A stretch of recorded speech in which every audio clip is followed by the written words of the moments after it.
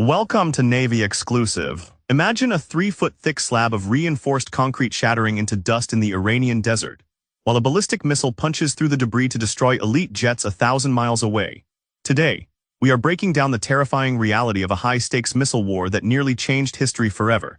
You will see exactly how close advanced stealth fighters came to total destruction on the runway, and how a massive naval blockade flipped the script. We will cover the tactical failures of missile defense nets, the secret weapons hiding in fruit orchards, and the brutal economic strategy that strangled an entire military machine, your premier destination for elite military analysis and deep dives into modern warfare. The desert floor at Nevatim Air Base begins to shake as a green pine radar array snaps toward the eastern horizon. It catches the electronic reflection of an incoming Iranian missile and instantly sends a fire command to a nearby launch cell.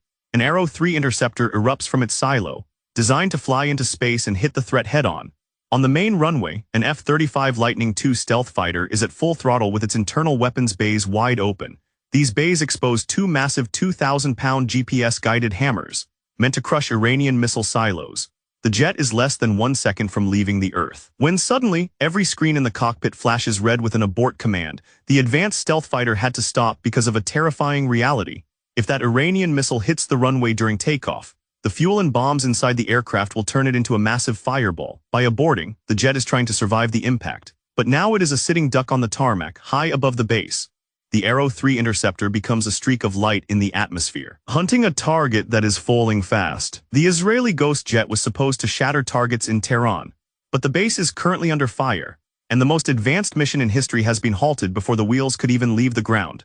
The F-35 Lightning II sits at a dead stop on the Nevatim taxiway. By stopping so abruptly, the aircraft has turned itself into a massive infrared beacon, shouting its position to any satellite or drone watching from above. The silence on the base is broken by a low-frequency hum as the green pine radar array cycles into overdrive. On the control screens, one yellow dot has suddenly become 24. These are 15-ton Khaibar Shekan ballistic missiles, and they are currently crossing the distance from Iran to Israel at 3,800 miles per hour. The abort command wasn't a mistake. It was a survival reflex. If the Israeli jets had stayed on their takeoff path for even 5 more seconds, they would have been caught in the blast zone. This was the exact patch of sky where the incoming Iranian warheads were calculated to impact. The pilots jammed the sticks forward, taxiing the $100 million Ghosts off the open tarmac and toward reinforced concrete hangars. They are trying desperately to keep their wings from being melted into the runway. Then, the sky over the Negev desert simply disappears. 6 Arrow 3 interceptors ignite simultaneously from their underground silos. But as the first interceptor leaves the atmosphere, the Iranian missiles do something unexpected. The warhead of the Khaibar Shekan detaches from its rocket motor and releases jagged pieces of foil in the middle of a swirling swarm high above the clouds. A massive explosion lights up the ionosphere, but it is a wasted shock. The interceptor hit a balloon decoy, and the real warhead is still falling. Below the falling metal, a different system wakes up, David's Sling. This is the middle-tier shield designed to catch whatever the Arrow 3 misses. It fires a stunner interceptor, which zigzags through the air using a nose-mounted camera to see the true shape of the falling warhead. But here's where it gets interesting and terrifying. Recent tactical analysis of this exact moment reveals a horrifying statistic. 8 out of every 10 Iranian missiles are now successfully piercing the defensive net. They aren't all aimed at one location, because the Iranian forces have split their fire. 80 miles to the north, at Ramat David Air Base, the ground suddenly heaves upward. A Khaibar Shekan warhead slams into the primary taxiway, leading straight to the northern squadron of F-16 Fighting Falcon jets. The impact creates a crater 40 feet wide and 15 feet deep. Ramat David is the northern eye of the military. By hitting this specific runway, Iran trapped the aircraft meant to defend the border. Those F-16 jets are now stuck in their hangars, unable to cross the cratered runway. At 4:30 a.m. in western Iran near the Kermanshah border, a formation of F-15 strike fighters roars across the line. These jets are essentially flying trucks. Attached to their wings are 8 GBU-39 small-diameter bombs. The goal is simple: destroy the machines that protect Iran before they can reload. Directly above them at 45,000 feet, the F-35 Lightning II stealth jets are performing their most important role. As the quarterback, they are creating a digital map of the enemy's defenses and feeding that data directly into the cockpits of the strike fighters below. The first wall of Iranian defense is the S-300 surface-to-air missile system, but the strike jets have a specific killer ready: the AGM-88 HARM missile. Once the Iranian radar sends out a pulse to find the jets, The missile locks onto that pulse and flies straight down the beam at twice the speed of sound. If the Iranian crews keep the radar on to find the aircraft, the missile will hit them in the face in under 90 seconds. If they turn the radar off to save their lives, they become blind, and the strike fighters will fly right in and drop bombs on their heads in a single 20-minute window. 9 Iranian air defense sites across the western border are vaporized. For the first time, the sky over Iran is wide open, but as the jets turn for home, a massive plot twist emerges from the shadows. A hidden, mobile air defense battery stays completely silent. This system is small enough to hide under a camouflage net in a fruit orchard, and it waits until the jets are directly overhead. It waits for a snap lock, then fires a Shahed missile. It looks specifically for the electronic trail the jets use to hide themselves. The jet immediately releases a cloud of magnesium flares. The Iranian missile, looking for the intense heat of the engine, gets confused and chases the flares into the desert floor. The explosion is so close that the wingtips vibrate, but the aircraft survives. While one side was using million-dollar jets to drop high-tech bombs, Iran was preparing a low-cost tidal wave. From a dusty field in southern Iran, a simple metal rail tilts upward. It is loaded with a swarm of 50 Shahed 136 kamikaze drones. $35,000 drone. A Tamir interceptor must be fired from the Iron Dome system. Each Tamir costs $50,000. But Iran is mixing these drones with Shahed 110 short-range ballistic missiles. The Iron Dome cannot stop those, so the Arrow 2 interceptor must be deployed. Each Arrow 2 missile costs $3 million to build. Every time a cheap rocket flies toward a city, a virtual mansion must be thrown into the air to stop it. U.S. satellite intelligence looking down from space sees a catastrophic development. The launch rails across the defense network are starting to look completely empty. The defense forces are running out of missiles. The shattering of Iran's air defenses was a victory, but it was a victory that could only be afforded once. They have burned through their entire defensive savings account in a single weekend. Tehran knows this. They are currently rolling hundreds of fresh rockets out of underground tunnels, preparing for the wave that the shield can no longer stop.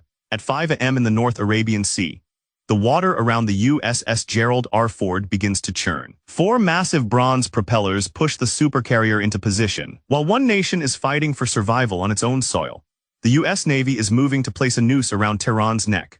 The U.S. forces are not here to play a high-speed game of missile technology. They are here to turn off Iran's ability to communicate, move, or sell a single barrel of oil. 2 EA-18G Growler electronic warfare jets catapult off the flight deck.